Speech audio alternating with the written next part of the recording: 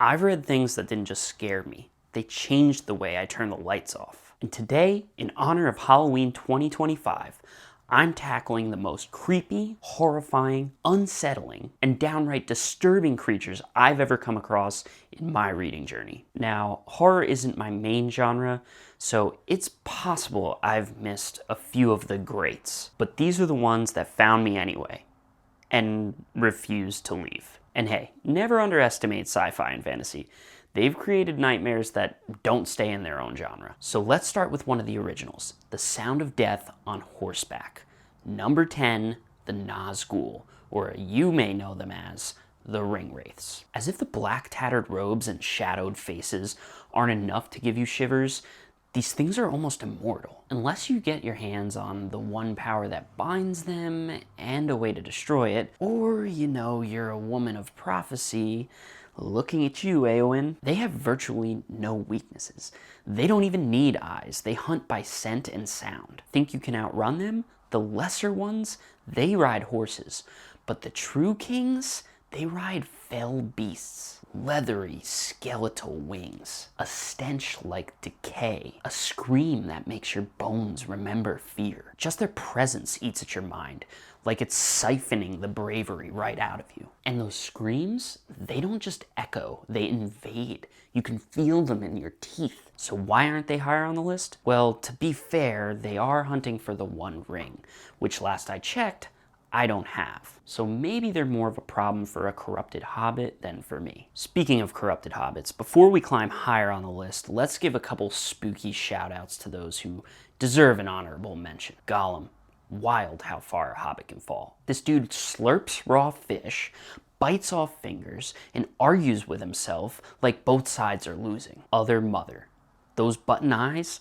Nightmare fuel for kids and adults alike. Love should not come with sewing instructions. Shelob, just an 8-legged panic attack. I'm not headed to Middle Earth anytime soon, but if attic spiders give me a jump, this thing would knock me unconscious. And let's be honest, J.K. Rowling basically copy-pasted her into Harry Potter and renamed her Aragog. Most of you probably haven't read The Time Machine, but the Morlocks are what's left when progress goes underground. Pale, blind, and hungry, they crawl up at night and feed on what's left of us. I guess I could mention Tolkien's orcs or King's lobstrosities, but Trollocs, way worse. Riddled with poison, stitched together from every wrong kind of animal, and somehow smart enough to use weapons. Yeah, I'm good. If those were honorable mentions, you can probably guess how unwell my bookshelf is. Number 9, the Striga. There's ugly, and then there's crawl out of your own coffin and eat people ugly. The Striga is a walking abomination.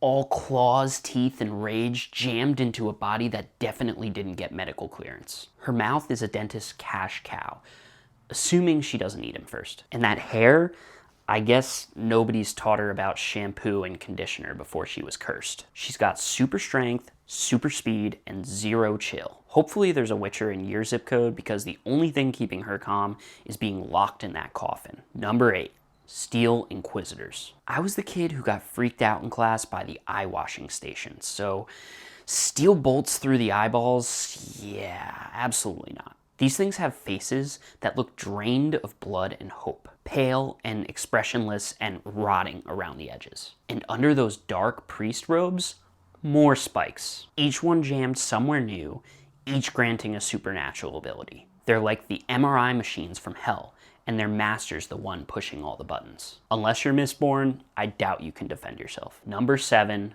the Gray Men. Plain and simple, these things are soulless. There's nothing remarkable about them. In fact, they're made to look unremarkable. They're the human equivalent of background noise. Dull faces, dull clothes, dull everything. But that's the horror. They don't just blend in. They erase themselves. The Gray Men are walking blanks. They are able to dull your senses to their very presence. You can't feel them coming. You can't hear them coming. You can't see them coming. By the time you notice a Gray Man, it's already too late. Number 6, the Volcra. Creatures of shadow that live in shadow. And maybe it's being confined to that shadow. That's the only reason they're not climbing into the top 3. Ash-covered humanoid winged creepazoids are like a giant bat with bear claws, barracuda teeth, and an alligator jaw. Their sunken eye sockets, devoid of actual eyeballs, send fear to the bone. They don't maneuver like birds. They zigzag through the air like insects before they screech and strike. Supernatural hearing will lead them right to you. There's no hiding. Number 5, the Draghkar. This thing looks like its father was a vulture and its mother was a vampire. Skin tight like sausage casing, leathery bat-like wings, and lips so thin not even Botox could save them. And the kicker? They don't kill with claws. They kill by singing you into hypnosis. They make ladies swoon like Elvis did in the 50s. And once you're under their spell, they come in for what may seem like a kiss, but actually they eat your soul. It leaves behind nothing but emptiness and death. And before Harry Potter fans come at me about this list, the Draghkar came first. They'd mop the floor with Dementors, no Patronus, no mercy. Number 4, Dandelo, a wolf in sheep's clothing, or maybe better yet, a devil in human skin. Every sentence is a joke, and not the funny kind you're used to getting from me. He acts like your overly polite neighbor. You know, the Flanders type who waves way too long. And no matter what he says, you can't stop laughing. It's like your brain knows it's wrong, but your mouth did not get the memo. That's how he feeds, on emotion, laughter, fear, despair. He drains it all, one punchline at a time. And when he's had his fill, the mask melts. Skin slides off like wax under a heat lamp, and underneath, something insect-like twitches into focus. Mandibles slick and shining where that fake smile used to be. Not that you'll live to tell the tale. He's proof that the monster sometimes doesn't just chase you.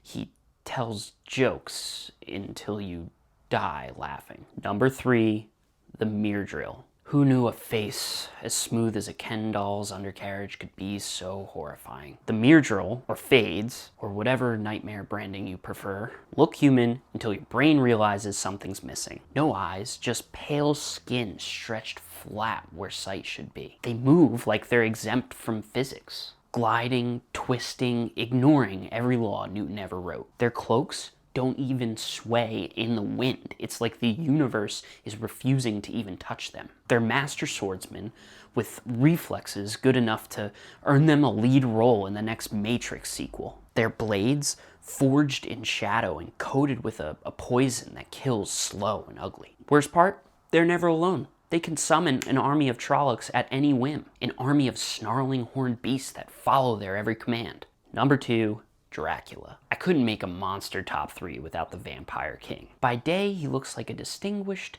slightly unsettling older gentleman. Sharp features, sharper cunning. But when the sun sets, all bets are off. He can become a giant bat, or dissolve into mist, or slip through keyholes as vapor, or turn into a wolf the size of a bear. And he doesn't even need to shapeshift because he already commands the creatures of darkness. He doesn't just move through the night, he owns it. He seduces first and feeds later. The only dinner guest who will wine, dine, and then recline in your jugular. If not for a few odd weaknesses, garlic, sunlight, holy water, we wouldn't be talking about the king of vampires.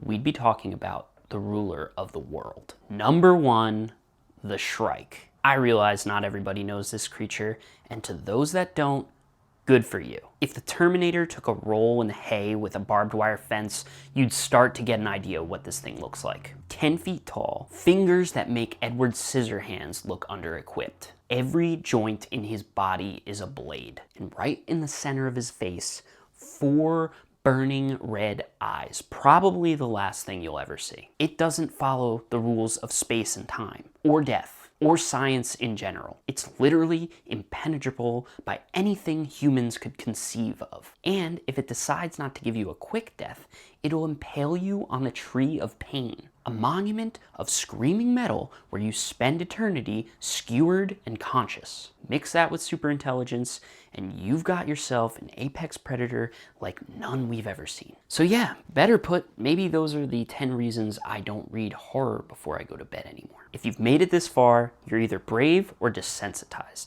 So why don't you drop a like and subscribe before something creepy knocks at your window.